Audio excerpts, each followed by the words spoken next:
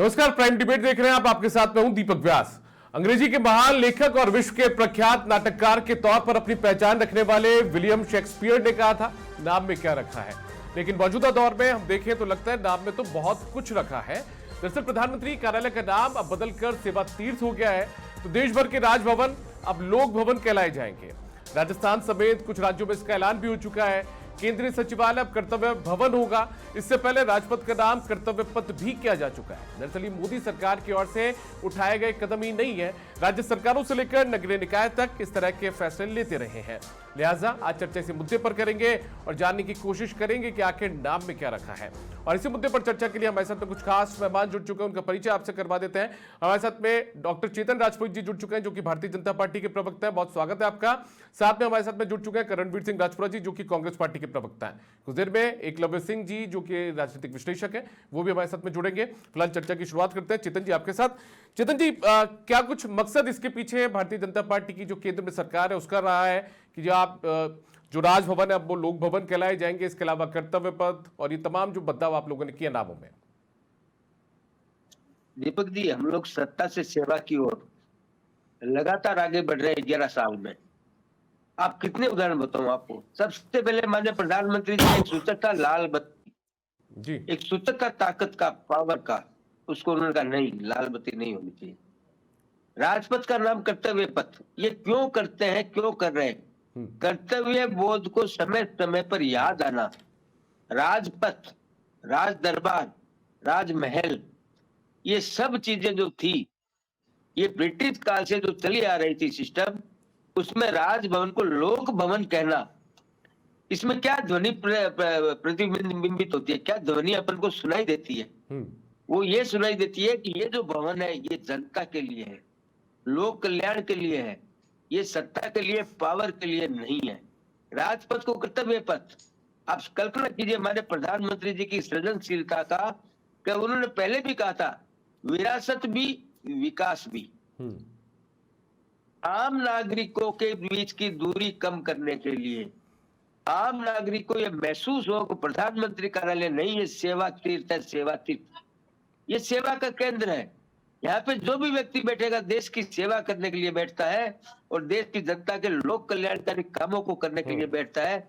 ये महसूस होना चाहिए। ये नाम चेंज करने से, कोई कहता है कि नाम से क्या रखा है, नाम में बहुत कुछ रखा है।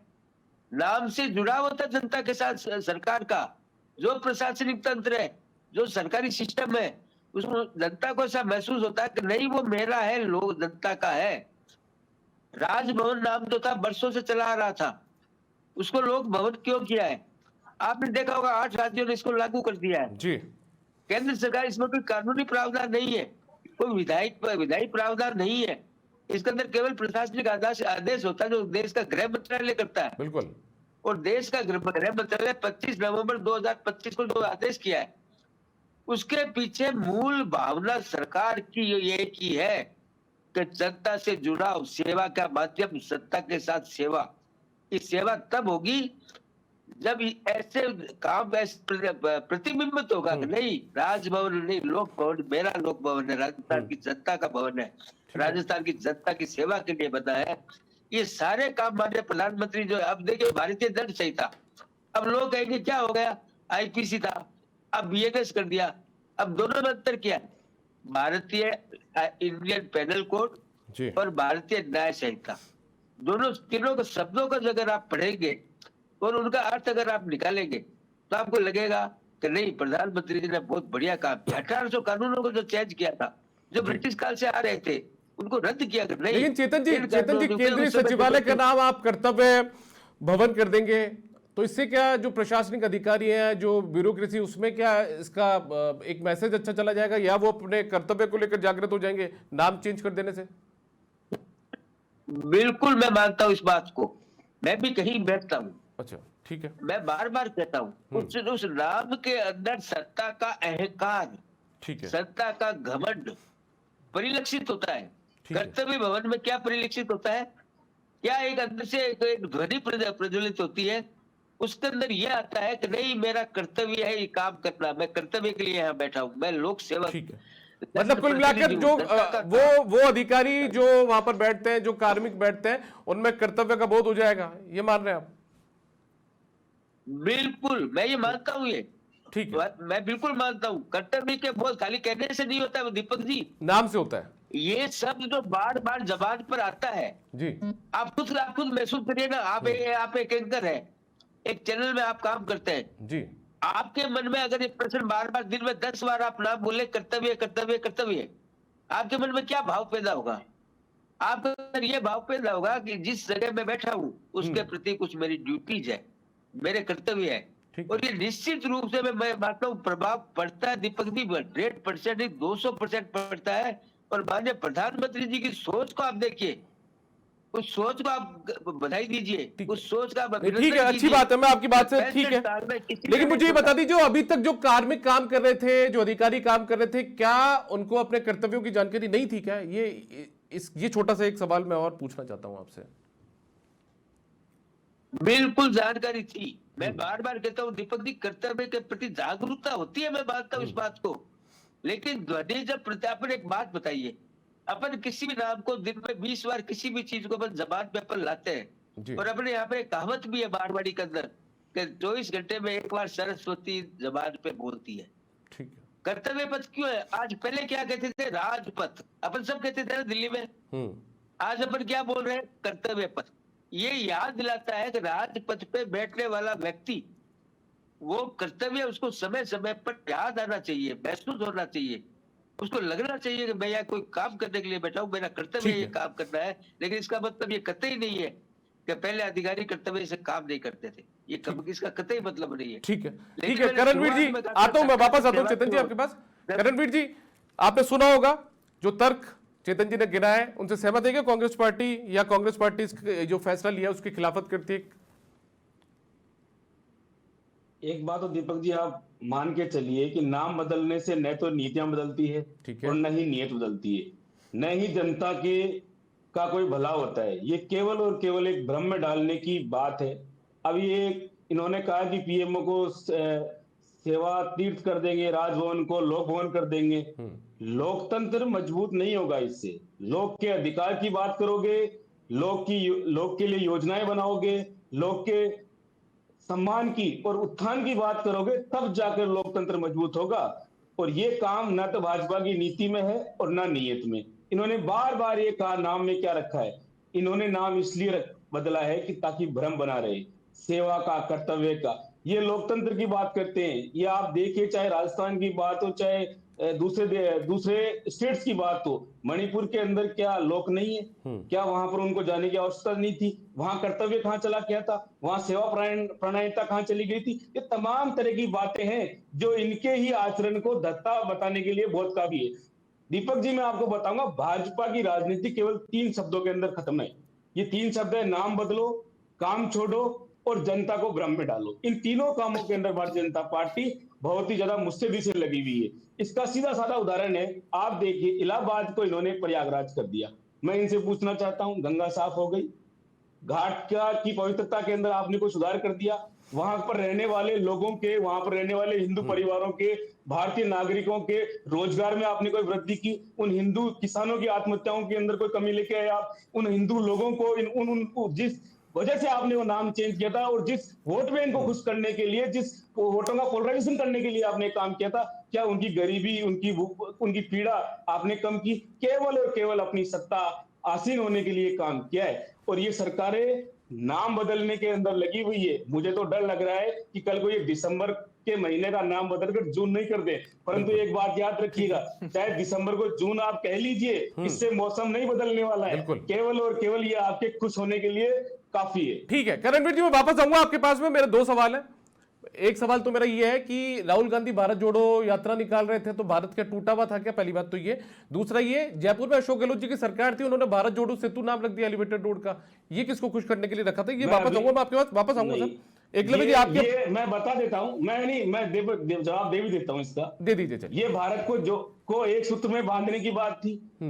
उस भारत को एक सूत्र में बांधने की बात थी जिसको ये हिंदू, मुस्लिम, सिख, ईसाई के अंदर बांटना चाहते हैं, ऊंच नीच के अंदर बांटना चाहते हैं, अमीरी गरीबी में बांटना चाहते हैं, महिलाओं के साथ लगातार शोषण की बात करते हैं। उन सबको एक सूत्र में बांधने के लिए राहुल गांधी जी ने कन्याकुमारी से कश्मीर तक की यात्रा की थी, उसको एक सूत्र में बांधने की बात की थी। उस गरीब से, अब राहुल गांधी जी की यात्रा, राहुल गांधी जी की यात्रा जिस नाम पर चल रही थी, उसके नाम पर जयपुर में एक नया एलिवेटेड रोड बना दिया गया, या एलिवेटेड रोड बना हुआ था, उसका नाम रख दिया गया। ये किसको खुश करने के लिए किया था फिर?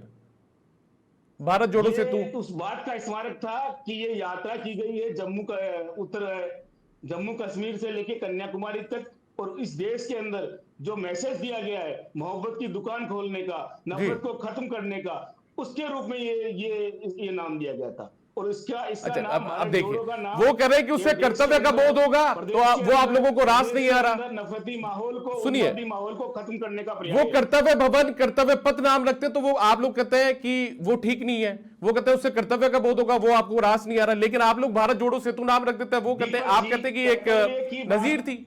दीपक जी, लोक भवन की बात करेंगे, कर्तव्य की बात करेंगे, पंचायती राज चुनाव नहीं कराएंगे, नगर निगम के चुनाव नहीं कराएंगे, किसानों के कर्जे की बात नहीं करेंगे, किसानों के आत्महत्याओं पे बात नहीं करेंगे, महंगाई पे बात नहीं करेंगे। अरे किस लोग के लिए जी रहे हैं आप? ये केवल आप अपनी सत्ता की लोलुपता और सत्ता को स्थिर करने के लिए इस तरह के प्रयास कर रहे हैं, ताकि जनता के अंदर भ्रम बना रहे। चलिए ठीक है, एकलव्य जी, मैं आपका रिएक्शन जानना चाहता हूँ। जवाब दे दूं, मैं आता हूं, चेतन जी वापस आता हूं, एकलव्य जी भी जुड़े हुए हमारे साथ में। एकलव्य जी, सबसे पहले आपका रिएक्शन, ये जो तमाम फैसले किए गए, कर्तव्य पथ, कर्तव्य भवन, लोक भवन। दीपक जी देखिए, ऐसा है कि मैं जिससे पहले कि अपना वक्तव्य इस बात पे रखूं, मैं मतलब आपसे माफी के साथ कहना चाहूंगा कि आपने माननीय कांग्रेस प्रवक्ता से जो सवाल पूछा, उसकी जगह ये भारत जोड़ो सेतु वाले एग्जाम्पल की जगह, उदाहरण की जगह, मैं समझता हूँ इनसे पूछना चाहिए था कि चलिए भारत जोड़ो सेतु का तो इन्होंने एग्जाम्पल मतलब सारी कहानी इन्होंने एक गढ़ दी यहाँ पे, परंतु क्या ये बता सकते हैं कि 2018 में जब इनकी सरकार बनी तो उस समय माँ अन्नपूर्णा देवी के नाम पे जो योजना चल रही थी, उसका नाम इंदिरा रसोई जो अशोक गहलोत जी ने रखा, उसके पीछे कौन सी कहानी है, वो भी एक बार फरमा देंगे?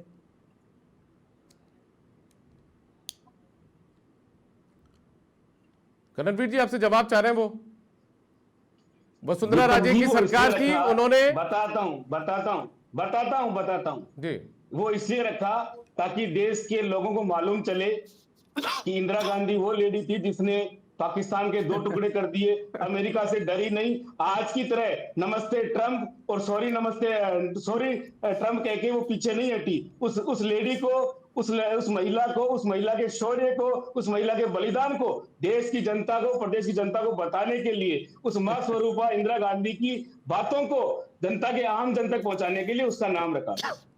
ठीक है, तो अन्नपूर्णा से ऐतराज है आपको? अन्नपूर्णा नाम से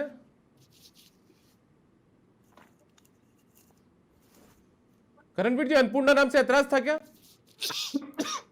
ऐतराज नहीं था।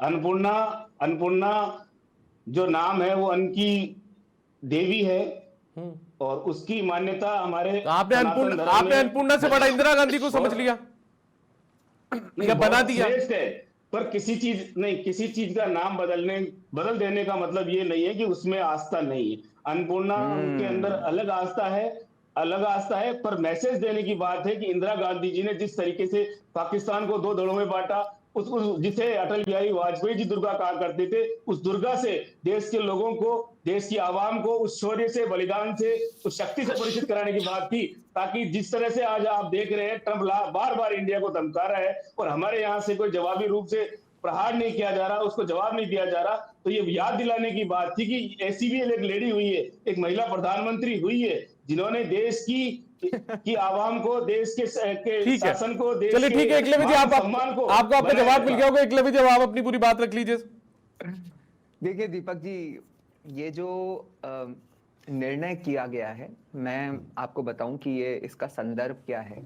अभी हाल ही में जब प्रभु श्री राम के मंदिर पे जब धर्म ध्वज की स्थापना हुई, तो आपका भी ध्यान गया होगा, और मैं समझता हूं कि जितने भारतीय और कम से कम हिंदू हैं, उन्होंने ध्यान दिया होगा मोदी जी की एक बात पे, जब उन्होंने कहा कि आजादी के इतने वर्षों के बाद अब ये एक बहुत महत्वपूर्ण है कि गुलामी से निकले हुए तो कई साल हो चुके, कई दशक हो चुके, परंतु अब मानसिक गुलामी से भी निकलने का वक्त आ चुका है। मकाउलियन माइंडसेट की उन्होंने पर्टिकुलरली बात करी थी कि जिससे हमें निकलना जरूरी है। और इसी संदर्भ में मैं आपको बताऊं कि आपने पढ़ा भी होगा इतिहास में कि ये जो राज शब्द है ये ज्यादातर राजा महाराजाओं और एक ब्रिटिश राज की बात करी जाती थी। और मैं समझता हूं कि अगर सांस्कृतिक पुनर्जागरण और हमारी जो संस्कृति रही है, मदर ऑफ डेमोक्रेसी हमारे देश को यदि कहा जाता है, तो मदर ऑफ डेमोक्रेसी में जो लोकतंत्र जो है उसकी भावना को पुनः स्थापित करने के लिए अगर राजभवन को अब लोक भवन कहा जाएगा तो मैं समझता हूं कि इसका स्वागत होना चाहिए। इसमें ये कोई राजनीति का विषय ही नहीं है, ये हमारे महान भारत को एक बार और महान बनाने की बात है। और देखिए ये बात जरूर है कि इस मतलब विपक्षी दल इस मुद्दे को कह सकते हैं कि नाम चेंज करने से ऐसा कुछ नहीं होता कि लोगों का एटीट्यूड एकदम से बदल जाएगा या सरकार का एटीट्यूड बदल जाएगा, परंतु इसमें कोई दो राय नहीं है दीपक जी कि ये जो एक स्टेप है ये एक राइट डायरेक्शन में है। और प्रधानमंत्री जी को इस देश की जनता ने चुना ही इसलिए है क्योंकि उनमें लोगों ने एक भावना देखी थी कि हमारी संस्कृति के प्रति, हमारे इतिहास के प्रति उनकी एक रुचि है और उसके प्रति उन्होंने उसको लोग उन्हें उसका सिंबल भी मानते हैं। और मैं समझता हूं कि ये एक बहुत ही सही कदम है सही दिशा में। ठीक है, एक बार मैं वापस करणवीर जी आपके पास आना चाहता हूं। ये जो फैसला लिया गया इसमें किसी बीजेपी के किसी पुराने नेता का नाम, जो कोई दिवंगत नेता उनका नाम, आरएसएस से जुड़े हुए किसी व्यक्ति का नाम तो शामिल नहीं है, ना तो कर्तव्य नाम का कोई उसमें नेता रहा होगा, ना कोई किसी और दूसरे नाम से रहे होंगे। इसमें इतना ऐतराज क्यों? आप लोग तो अपने नेताओं के नाम पर भी रखते हैं। सुन लीजिए दीपक जी, कांग्रेस को सेवा, तीर्थ, लोक भवन, कर्तव्य पथ, इन पे ऐतराज नहीं है। इनके पीछे जिस तरह की नीयत है उस पे ऐतराज है। ये इस नीयत से काम करें, अगर वो नीयत फेयर हो तो समझ में आए। आप बताइए, एक तरफ कर्तव्य की बात करते, एक तरफ सेवा की बात करते, दूसरी तरफ मणिपुर की तरफ देखते ही नहीं है। वहां जो लोग रह रहे हैं, वहां जो महिलाएं माताएं पीड़ित हो रही है, उनकी ओर देखते नहीं है। तो कैसा कर्तव्य और कैसा सेवा तीर्थ? आप देखिए ये कैसे एक दूसरे को चरितार्थ करेंगे। क्या ये उन शब्दों का, जिन शब्दों का और जिस तरह की एक व्यू रचना चाह रहे हैं, जो शब्द यूज लेना चाह रहे हैं, उन शब्दों को ये चरितार्थ तो कर रहे हैं क्या? ठीक है, तो मतलब ये अपने नेताओं के नाम पर रख लेते तो ज्यादा बेहतर होता। प्रशासन के ऊपर बाद में जाऊंगा, मैं तो सरकार के ऊपर जाऊंगा। प्रधानमंत्री स्वयं अपने ऊपर लेके देखिए, मणिपुर जो देश का हिस्सा है उस समस्या को पहले सोल्व करते, तब हम भी सोचते कि हाँ इन्होंने कर्तव्य का काम किया है, सेवा का काम किया है। आपको ये लगता है करणवीर जी कि कर्तव्य सरकार निभा नहीं पा रही है? आपको लगता है कि कर्तव्य सरकार अपना निभा नहीं पा रही है, तो इससे बेहतर होता कि नाम नहीं बदलते तो अपने नेताओं के नाम पर रख लेते, वो बेहतर होता क्या? पंडित दीनदयाल उपाध्याय के नाम पर रख लेते। नेताओं के नाम पर रखने की कोई बात नहीं कर रहा, मैं पहले ही बता रहा हूं, नाम बदलने का विरोध नहीं है। इसके पीछे ये नीति नहीं बदलते हैं, इसके पीछे ये नीयत नहीं बदलते। विरोध नीति का और नीयत का है। ठीक है, चलिए अब इस बात का जवाब ले लेते हैं।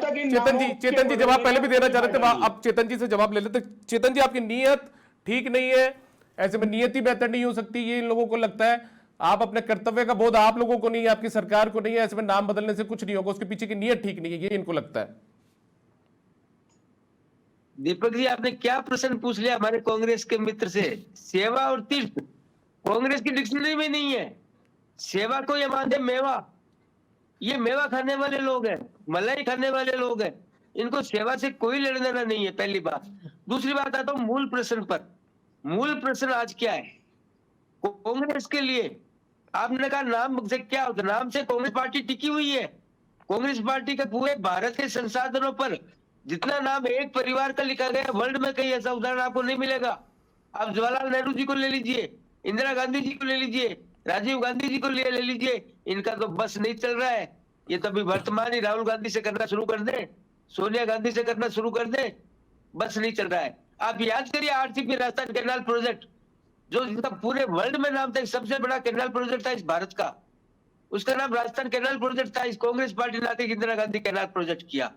आपको पता है जब नाम चेंज करते हैं करोड़ों रुपए का पैसा खर्च होता है इंदिरा गांधी से। लेकिन कांग्रेस पार्टी के लिए नाम परिवर्तन के लिए एक परिवार के लोगों के अलावा दूसरा कोई है ही नहीं। कांग्रेस पार्टी में एक भी ऐसा नेता नहीं हुआ जिसका ये नाम रखेगी हवाई अड्डे का, किसी रेलवे स्टेशन का। ये अभी उन्होंने प्रयागराज की बात की, ये तीर्थ मानते हैं, हमें पता है, जनता को पता है कांग्रेस पार्टी किसको तीर्थ मानती है। इसीलिए प्रयागराज के नाम की इनको आपत्ति हो रही है। इनको इलाहाबाद नाम अच्छा लगता है क्योंकि इसके अंदर इनके हित छुपे हुए हैं। इनको जनता लोक से क्या लेना है, नाम से बाहर निकलिए, नाम के भ्रम से बाहर निकलिए। अगर हमारे मित्र कलमवीर जी आज थोड़ा सा राहुल गांधी जी के बारे में बोलेंगे तो इनका प्रमोशन हो जाएगा। अगर इंदिरा गांधी जी का नाम 150 बार लेंगे तो और आगे बढ़ने की उम्मीद बढ़ेगी। अगर सोनिया गांधी जी का नाम 4 बार लेंगे तो थोड़ा सा और आगे बढ़ेंगे। तो इनका आपको चेतन जी लगता है जो भारत जोड़ो सेतु राहुल गांधी की यात्रा का नाम था, भारत जोड़ो सेतु, सोच ही नहीं है। एक मिनट चेतन जी, कांग्रेस पार्टी की चेतन जी परिवार के अलावा सोच ही तो नहीं है ना।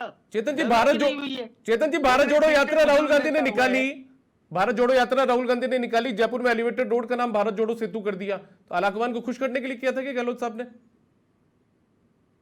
मैं बार बार कहता हूं अगर भारत जोड़ो सेतु किया है कोई आपत्ति नहीं है। तो भारतीय जनता पार्टी ने कब आपत्ति की थी?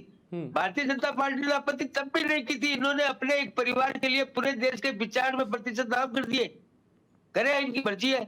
लेकिन जब हम राज्य में आए, हम सत्ता में आए, क्योंकि प्रधानमंत्री जी ने कहा विरासत भी विकास भी, हमें दोनों को साथ लेकर चलना है। विकास पहली प्राथमिकता तो विरासत भी है, संस्कृति उत्थान भी है इस देश का, अब उसकी तरफ आगे बढ़ रहे। और ये कांग्रेस पार्टी संसार की ऐसी पार्टी है जिसको लोक भवन करने में भी आपत्ति दर्ज हो रही है।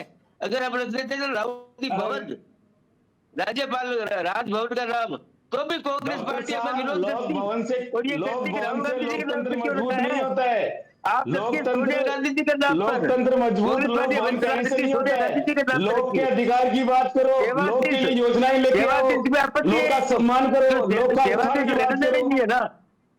तीर्थ शब्द से तो स्पेशल आपत्ति है कांग्रेस पार्टी को। तीर्थ शब्द से, तीर्थ के नाम से इनको नाम करके आपको वोटों की फसल काटनी है। गंगा साफ हो गई क्या? प्रयागराज होने से गंगा साफ हुई क्या?